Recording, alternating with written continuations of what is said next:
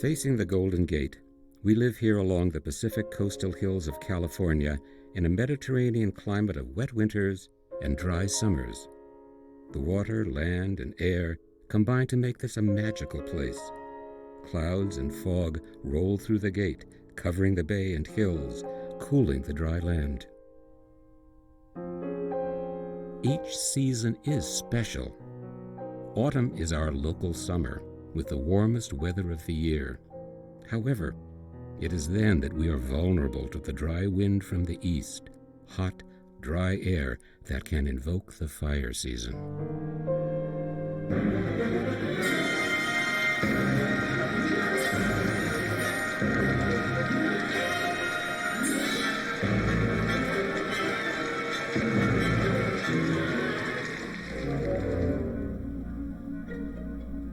The home architecture of the Bay holds the dreams of a family life lived in harmony with nature. Finding our house felt like coming home, a place to raise our children and to gather friends with a style that matched our romantic imagination. Set high on a ridge with views of the bay and hills, the house is braced by towering redwood trees on the south and west sides. The entrance courtyard welcomes you to our home. Here, Frederick and I raised our 3 girls and oversaw a menagerie of family dogs and cats. A happy house. It was always best on holidays when it was full. We loved to cook together, celebrating with family and friends from all over the world. The house at the end of Hillcrest Road is the work of William Raymond Yelland, a master of the Romantic Revival style. Borrowing details and forms from French country buildings, he reimagined the Normandy style, evoking a rural aesthetic which he adapted to the California way of life. The house was commissioned by Francis Edwards, a sea captain originally from England, and his wife, Eva Hind. Completed in 1925, it displays all the hallmarks of the Yelland storybook style: the use of stucco and half-timbered details, brick fireplaces, vaulted ceilings, pitched roof lines, and multiple balconies. The young Edwards family moved in when their daughter Sally was 5 years old. She grew up in the house and has many happy memories of her childhood there. Everyone came to play tennis and enjoy the rose garden in the spring. On Sunday, we would gather at my grandmother's house for lunch. It was called dinner in those days, and it was formal.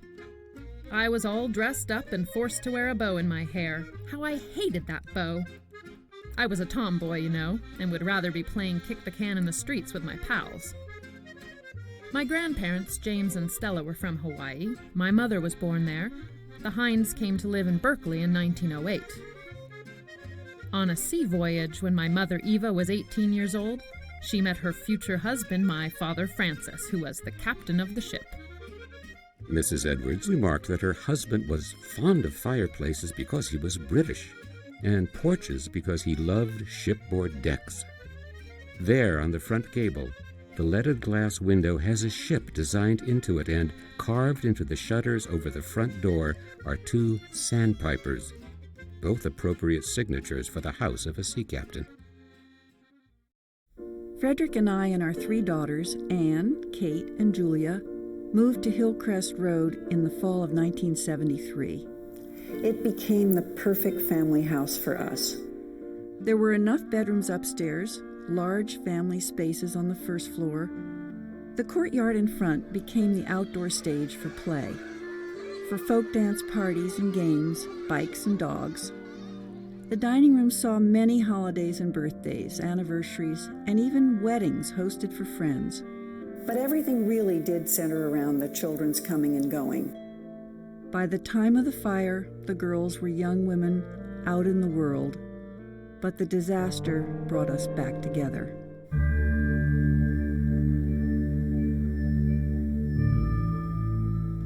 Fire rose from the embers left from a Saturday grass fire, caught in a spiraling gust that twisted around the walls of the Box Canyon to the east near the Caldecott Tunnel. Out of control, the fire rushed up to the crest of the hill, and with a reversal, flames dove back down. The fierce 35 to 50 mile an hour wind, laced with flames, bends, blows, producing black smoke billowing upward into sinister clouds. Early that morning, out to the east at the back of the house, I saw a roil of smoke up in the hills, several canyons away and a few 100 feet higher than our house. The smoke, huge in quantity, moving faster than anything that big could possibly move. It was being blown southward toward downtown Oakland. The wind was hot and steady out of the east, now seeming to come up toward us from the field behind the back of the house, showing some small fires. Real trouble was on its way. Blue sky and dry air suddenly turned to burning orange light. Hot sun overhead broken by waves of furious, swirling, hot winds loaded with flames. Darkness at noon. The air, a blast furnace, and inferno.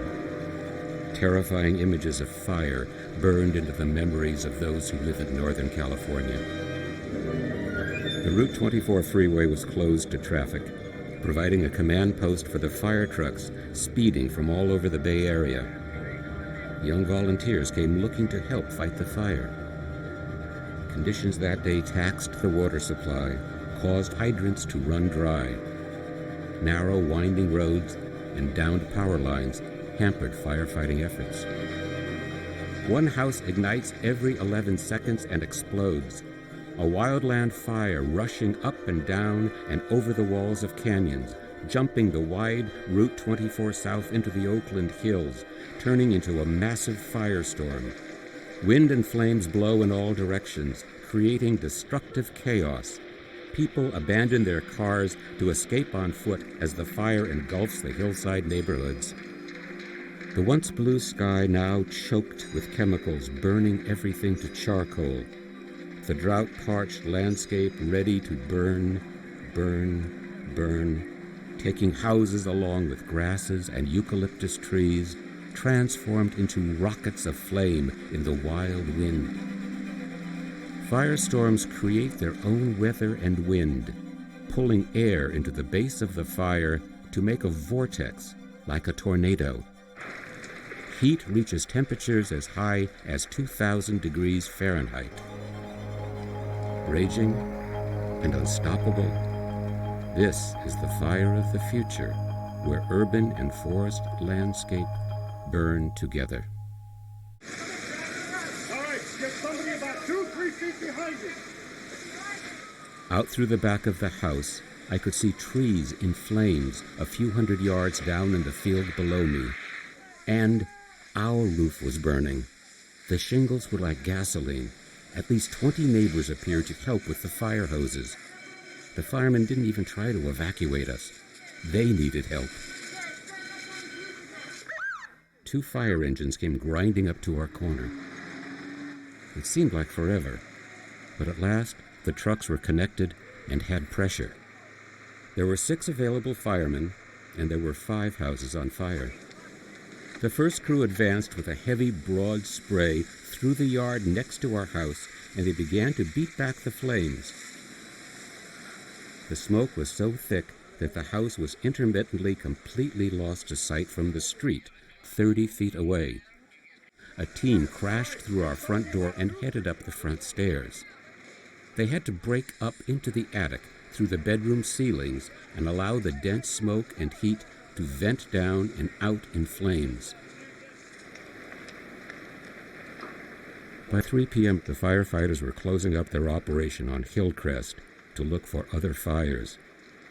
One of them told me that saving our house had saved the neighborhood.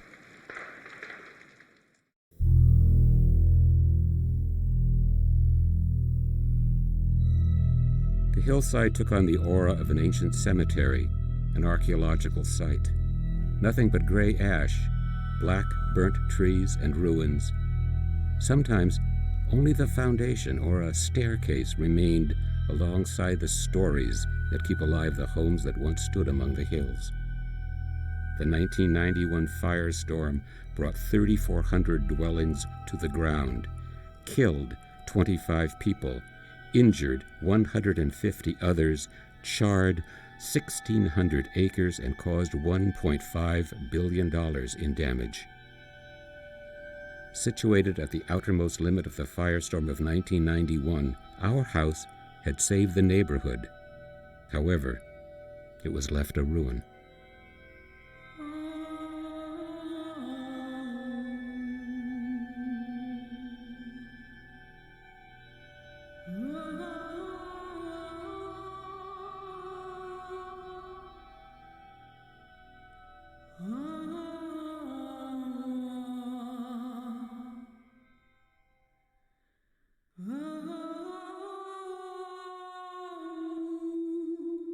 A new set of responsibilities now lay before us. It was not only to be made whole again for us, but also for the ages. We were among the 5% or fewer who had only partial loss of their home, so we have no comfortable reason to complain. So many friends lost their homes. Tragedy was all around us. We met a person whose wife died in his arms as his house burned to the ground.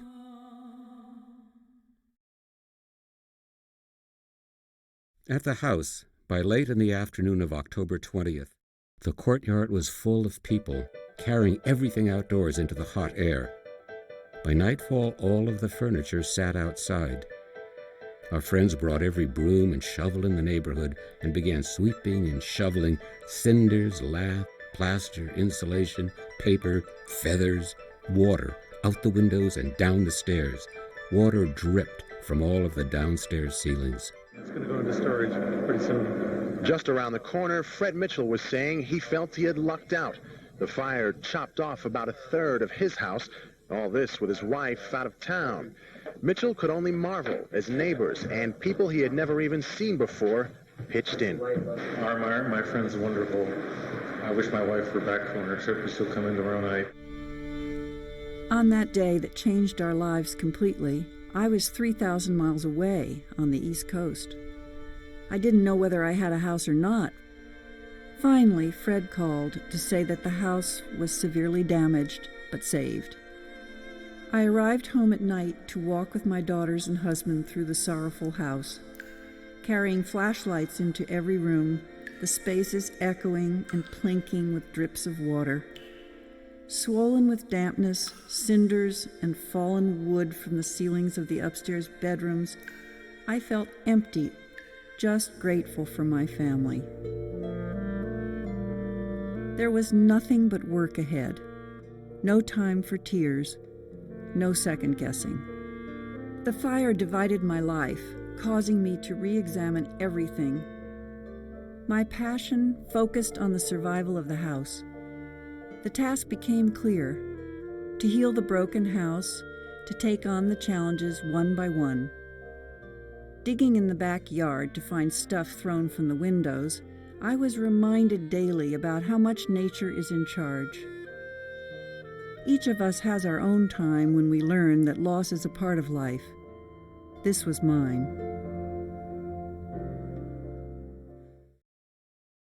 Our world changed in a few hours. Disasters do not last for only one day in the lives of survivors. Everything looks different after that day. In fact, everything is different, and we are changed. Before we could think of the restoration of the house, we had to face a battle with time, working to save what we could from the damage of the new scourge, water.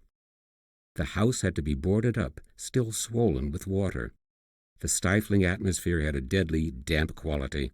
Mold growing from the plaster walls, soggy cinders filling bathtubs, debris caving in the beds, filling the stove with a fine, wet layer of dust everywhere. Wrecked ceilings left the top of the house open to the oncoming winter rains. Upstairs, charred beams from the roof structure fell into the rooms. In the west bedroom, the bed had been covered with scrapbooks from my college years. I asked a helpful neighbor to seek them out beneath the debris of burned wood. We all cheered when he arrived, carrying them high like an offering in his arms. Before anything could happen to restore the house, we had to prepare documents for the insurance company.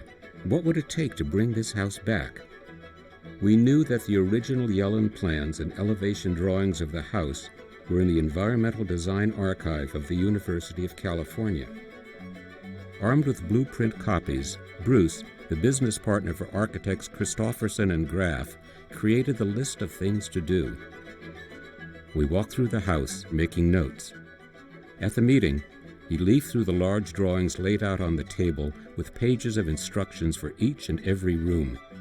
We learned all about insurance and fire and water damage. We made notebooks to keep track of the information. For weeks after the fire, we sorted, stored, and counted. We made pictures of every damaged item.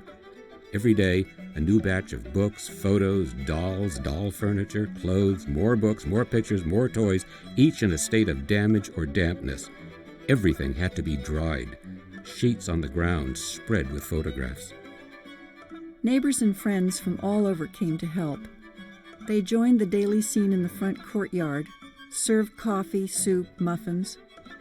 I spent days and weeks going through wet and molding possessions, shoes and bags, discovering broken lamps, photographs and more pictures, the stuff of life, everything in some state of damage. My photography turned into deranged poetry of ruined objects.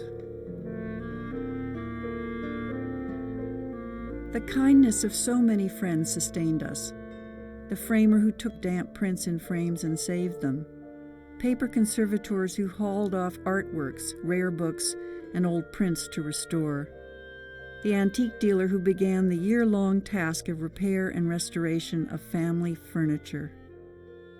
Our neighbors where we stayed for those first few weeks while we worked saving things, working around the clock.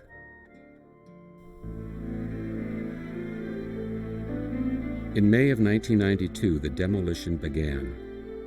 A heavy metal dumpster was placed in the courtyard.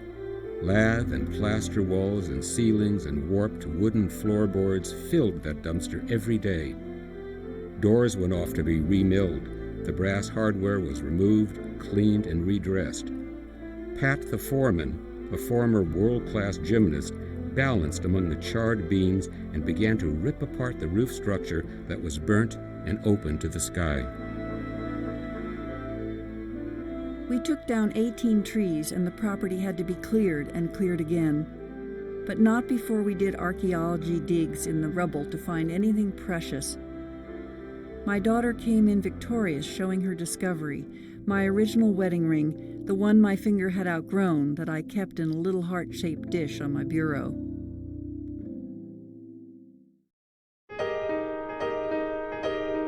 Finally, when work began, the house was peeled back to the studs inside to be seismically braced, rewired, replumbed, cleaned of dry rot, and rebuilt in places, while everywhere painstakingly remade by a team of expert craftsmen. This restoration required a constant attention to detail and problem solving. In the end, we got to see it all raw, down to the bare chimneys, the underflooring, and the studs. As we watched the many artisans, we realized that fine craftsmanship is still possible. Skilled craftspeople are able to do all the same wonderful work that they did in 1925, which, in general, we had been led to believe was not possible. Think of it. All moldings remilled, all floors relaid, the gabled roof rebuilt, the exterior stucco color matched to the original, all rooms re-walled, tile for bathrooms installed, the kitchen redesigned and built from scratch. From the first, we felt fortunate. So many people had lost everything. We never mourned the old house. It was sick, not dead. We would work extremely hard and focus our energies on getting it back. It wouldn't be the same, but if we could make it better, then we would be satisfied.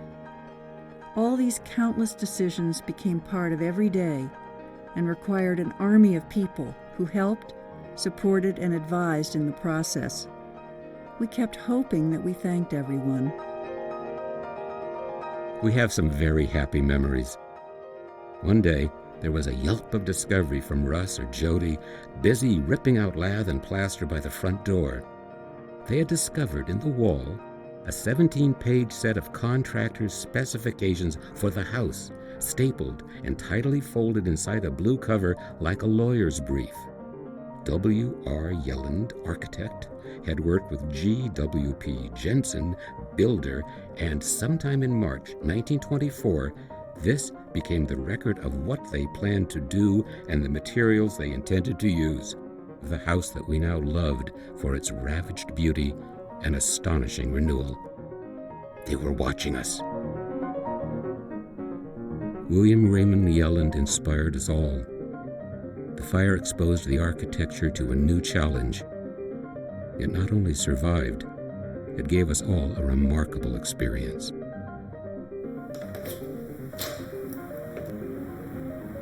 Hello, welcome to the Yelland house. So happy that you can see it now after all this time. My family's called this place home for almost 40 years. And it's so hard to believe that it was in the fire of '91, that it was a picturesque ruin 20 years ago. This is only one of thousands of stories from the firestorm. I hope that this documentary will serve to bear witness to disaster and survival. I hope that by telling my story, others will be inspired to share their experiences of the 20th of October, 1991.